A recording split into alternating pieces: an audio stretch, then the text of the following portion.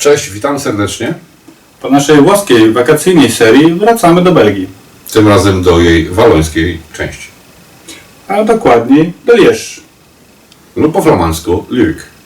Przyjechaliśmy pociągiem, więc trochę opowiemy na początku o dworcu. Ponoć jednym z najładniejszych w Europie. Potem zabierzemy Was w pewne miejsce. Może być trochę straszne, jak Ale z nie- horroru. Ale nie bójcie się. To tylko tak będzie wyglądało na filmie.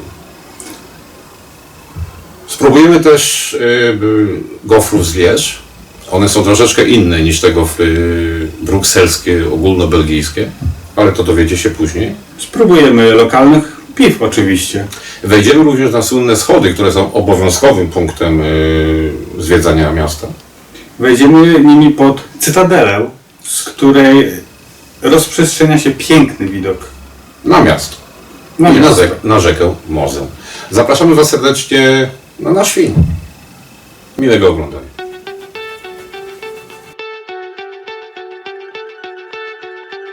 Zapomnieliśmy powiedzieć Wam we wstępie, co ma z Belgią wspólnego Violetta Villas, ale do tego tematu wrócimy w dalszej części filmu. Nasza podróż trwała 2 godziny, a więc trzeba sobie czymś zająć ten czas.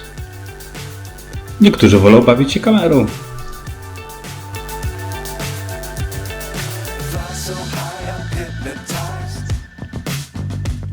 What's up is down, what's left is right. Nazwa stacji Liège-Guillemot pochodzi od nazwy dzielnicy, w której się ona znajduje. Obecny wygląd dworca funkcjonuje od września 2009 roku. To projekt znanego architekta Santiago Calatrawy, znanego z projektów dworców w Zurychu, Lyonie, Lizbonie czy w Nowym Jorku. Santiago Calatrava to hiszpański projektant znany na całym świecie, przede wszystkim z projektowania mostów. Często krytykowany za zbyt kosztowne projekty. Stacja w Liège spotkała się z podobną krytyką ze względu na zbyt wysokie budżety i megalomański charakter konstrukcji. Dojedziemy stąd do Maastricht w Holandii, do Paryża, do Kolonii, Dortmundu oraz Frankfurtu nad Menem. 3 razy w tygodniu przejeżdża tędy pociąg relacji Bruksela-Wiedeń. Od grudnia 2023 roku również 3 razy w tygodniu planowany jest nocny pociąg do Berlina. Wycofane w 1967 roku linie tramwajowe wracają do łask. To, co widzicie na filmie, to nic innego jak realizacja przywrócenia ich miastu. Niestety, ciągłe problemy, zarówno finansowe, jak i związane z różnymi zachwianiami i zmianami organizacyjnymi wciąż opóźniają ich otwarcie.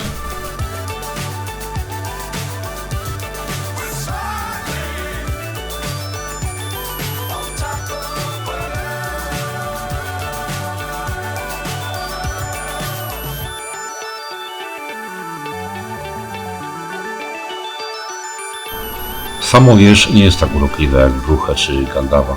Jednak jest tutaj wiele ciekawych zabytków, miejsc, także tych historycznych, związanych zarówno z I, jak i z II wojną światową.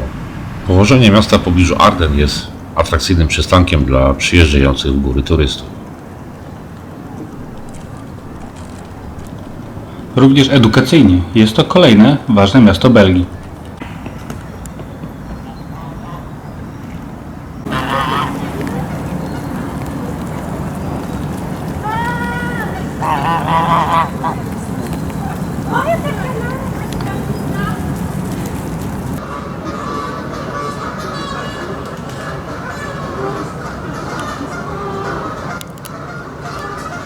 Każdego roku w pierwszy weekend września do tego parku przybywają tysiące turystów, zarówno samych Belgów, jak i z sąsiedniej Holandii czy z Niemiec. Odbywa się wtedy tzw. Fools Day. Cała dzielnica świętuje, odbywają się parady z pochodniami, darmowa rozrywka, wielki bal. Organizowany jest także pchlitarg. Znajdujące się w parku Muzeum Sztuki Nowoczesnej współpracuje z paryskim Louvrem.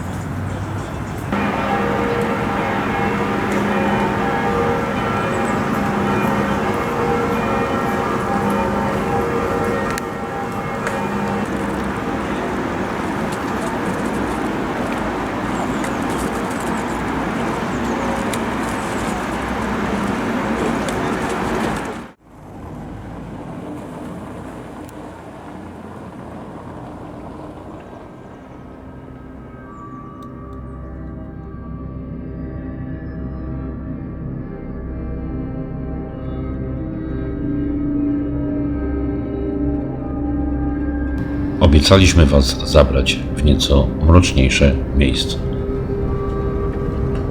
Jesteśmy w forcie de la Chartreuse.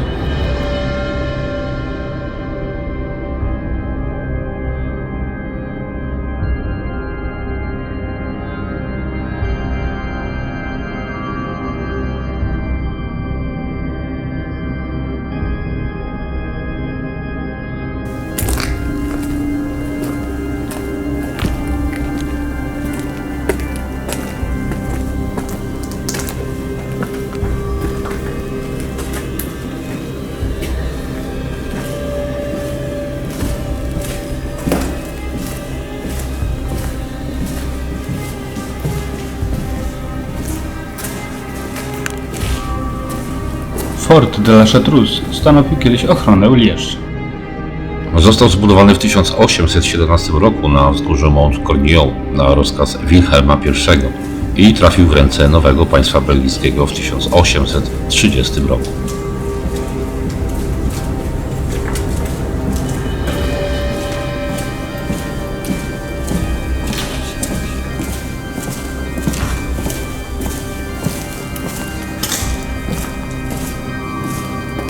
Przed rewolucją francuską znajdował się tutaj klasztor Kartuzów. Był to najsurowszy zakon pustelników kościoła katolickiego. Fort zawdzięcza mu swoją nazwę. Od 1891 roku fort używany był jako koszary. Odegrał on znaczną rolę w obronie Liège podczas I wojny światowej. Pomimo obrony fort, jak i miasto Liège zostały zdobyte przez Niemców.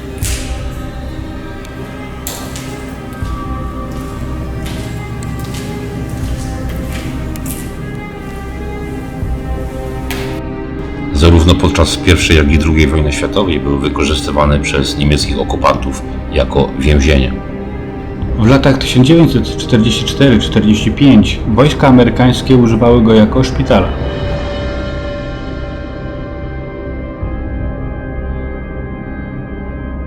Po wojnie ponownie stał się koszarami, aż do lat 80., kiedy to żołnierze ostatecznie wyjechali. Dziś miejsce to uważane jest za atrakcję turystyczno-historyczną. Kiedy my odwiedzaliśmy fort, nie widzieliśmy tam zbyt wielu zwiedzających. Jest jednak często odwiedzany przez fotografów czy miłośników odkrywania tego typu miejsc, również artystów graffiti.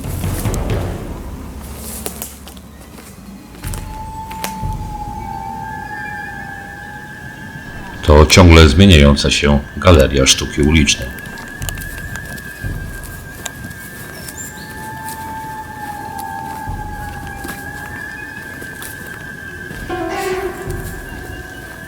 Zwiększające się zalesienie terenu dodaje dodatkowych wrażeń. Spacerując jednak po forcie, uważajcie i patrzcie wokół. Niszczące budynki mogą stanowić niebezpieczeństwo.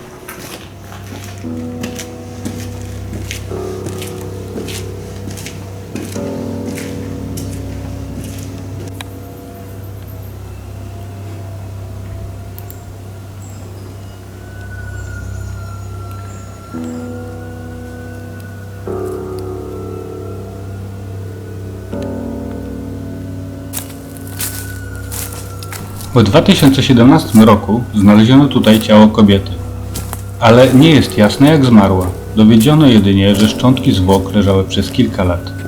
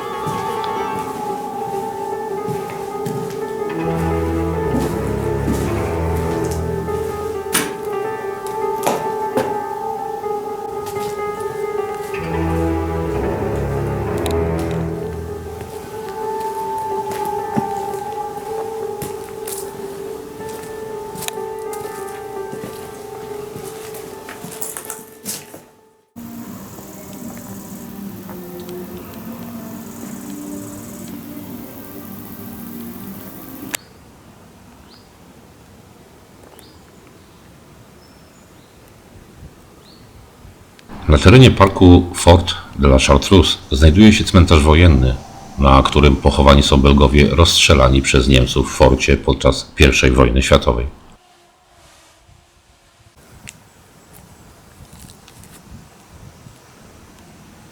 A ten pomnik upamiętnia 48 Belgów straconych przez Niemców. Fortów obronnych wokół miasta Lierz znajdziecie dużo więcej. Spójrzcie na mapkę. Zachęcamy Was do odwiedzania tych miejsc. Liczymy, że pochwalicie się nam swymi odkryciami.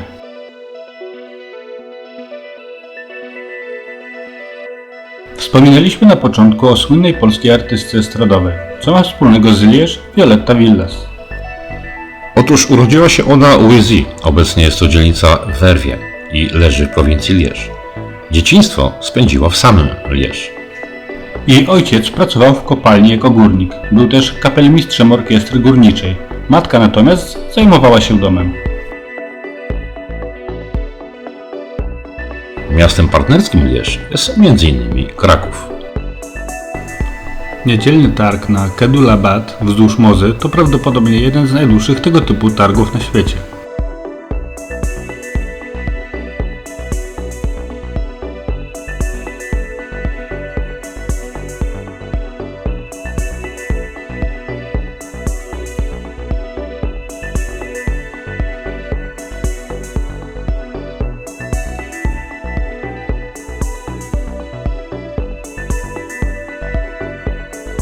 Tradycją w naszych belgijskich filmach stało się już posmakowanie lokalnych piw.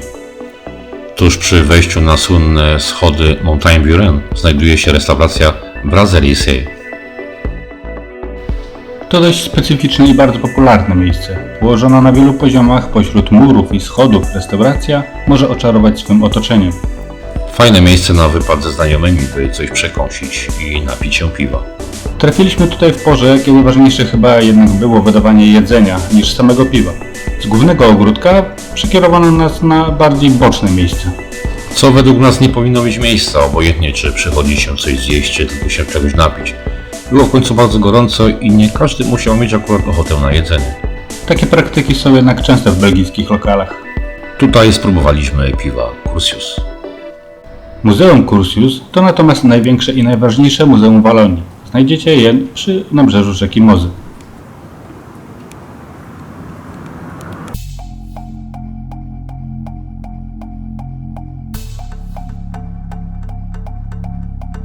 Przed nami Montagne Buren, do pokonania 374 stopni schodowych.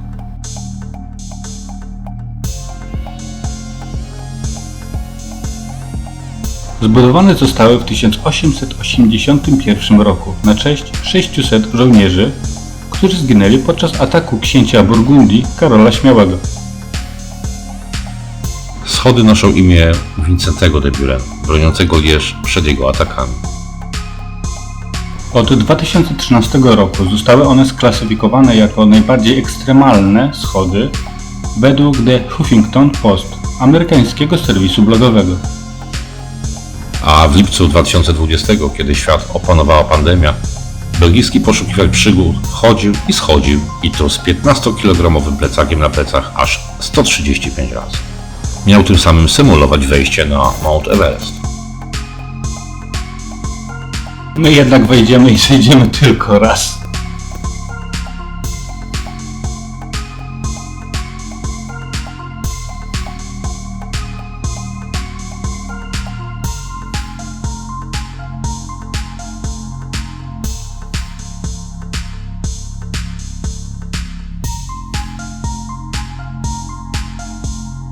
To jednak nie koniec naszej schodowej wspinaczki. Mijając monument 14 Pułku Liniowego, który walczył podczas I wojny światowej, czekają Was jeszcze kolejne, ale za to sporo mniejsze schody, by dotrzeć pod Cytadelą.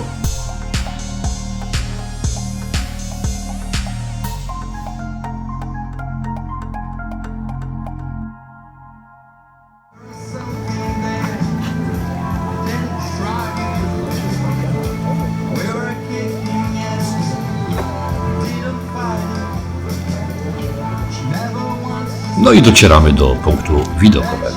Schodową wspinaczką wynagradza nam widok na panoramę miasta.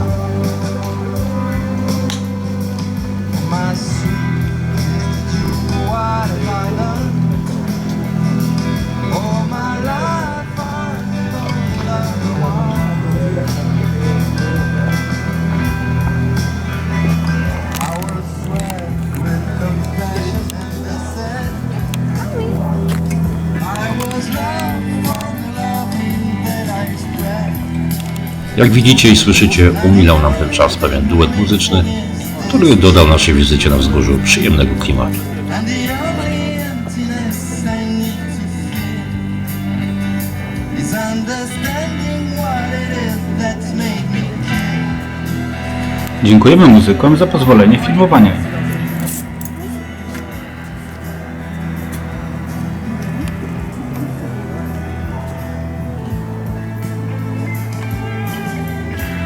No i czas w końcu spróbować słynnych gofrów z Lierz, czyli gofrów leodyńskich. Belgia znana jest z gofrów, szczególnie tych brukselskich. Te z Lierz są jednak mniejsze, cięższe i słodsze.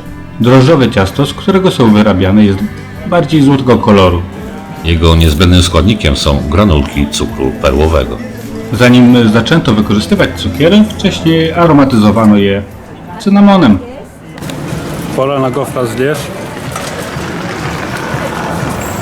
jest słodszy niż cała reszta. To jest pyszne.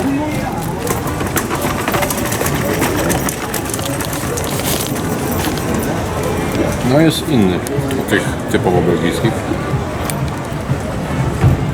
Ale dobry.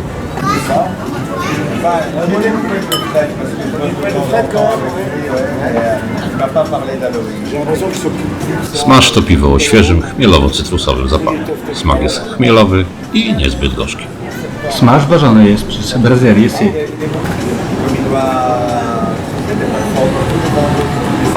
Mam nadzieję, że nikt nas nie posądzi o promocję alkoholu w naszych filmach.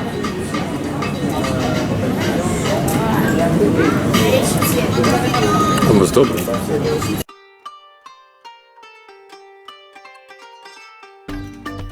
Perron de Liège to znajdująca się na Place du Marche fontanna. To usytuowany w okolicy ratusza pomnik, przypominający o wolności miasta, stanowiąc jednocześnie jego najważniejszy symbol. Wspomniany wcześniej Karol Śmiały, tłumiąc instytucje komunalne i plądrując Lierz, usunął pomnik, by go zainstalować w Bruche. Rok po jego śmierci Perron odzyskał ponownie swe pierwotne miejsce.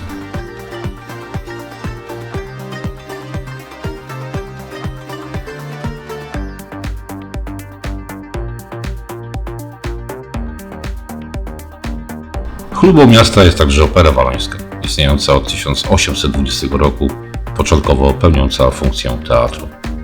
Warto zajrzeć także do katedry świętego Pawła, głównego kościoła diecezji Lierz, czy choćby przystanąć i posłuchać jego dzwonów.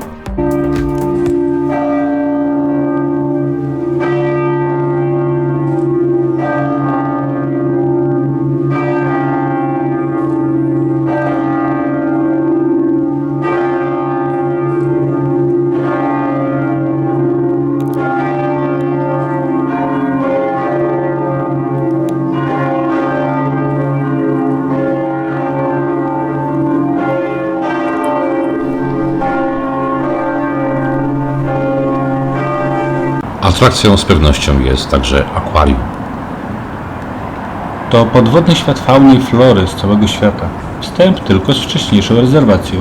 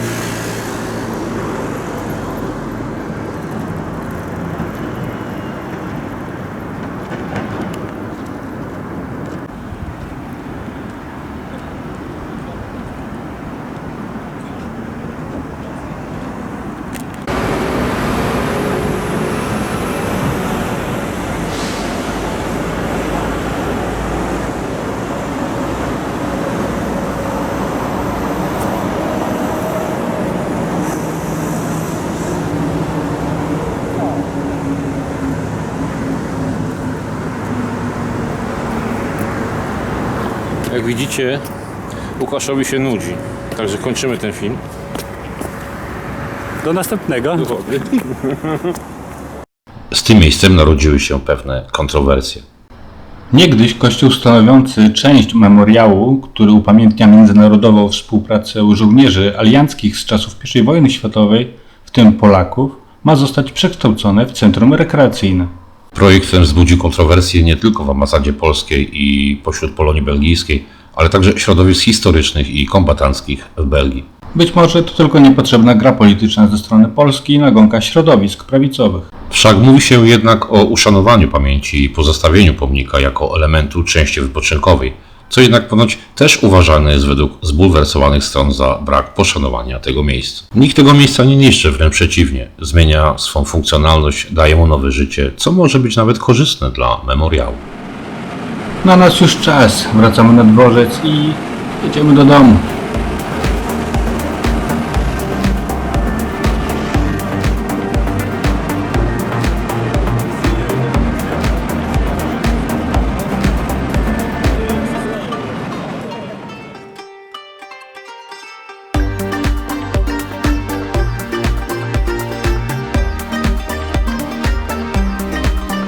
Nie zapominajcie, że znajdziecie nas na Facebooku, Instagramie, tam jak zwykle masa zdjęć.